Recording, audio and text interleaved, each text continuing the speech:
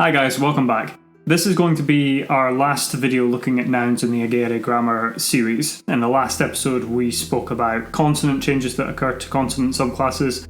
Today we're going to be looking at vowel alteration as it applies in various declensions and consonant subclasses. There are three kinds of vowel alteration that can occur to stems in Agēre. The first is one that we're already familiar with, vowel breaking, or as it's known in Agēre, fanallo diutallo. Typically what happens here is you have an unbroken vowel that then breaks into a diphthong or a longer vowel. So in the example here we have aneoke, which is the nominative singular meaning blanket.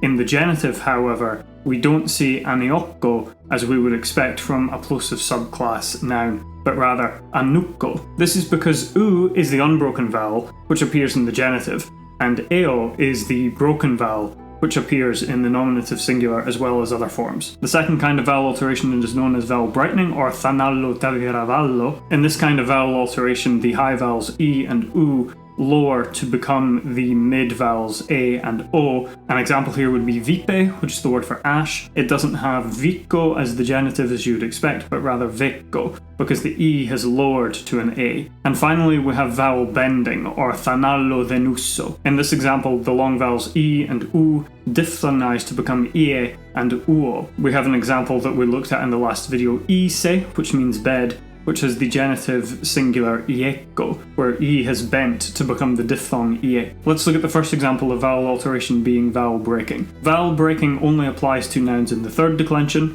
It only affects the vowels a, e and o, which become ea, e and eo respectively, and it only occurs to the nominative and vocative singulars and plurals as well as the accusative singular. So let's look at the citation form for our example, aneoke, which means blanket. You have the nominative singular, aneoke, the nominative plural, which is identical, aneoke, but then in brackets you have 3p/d.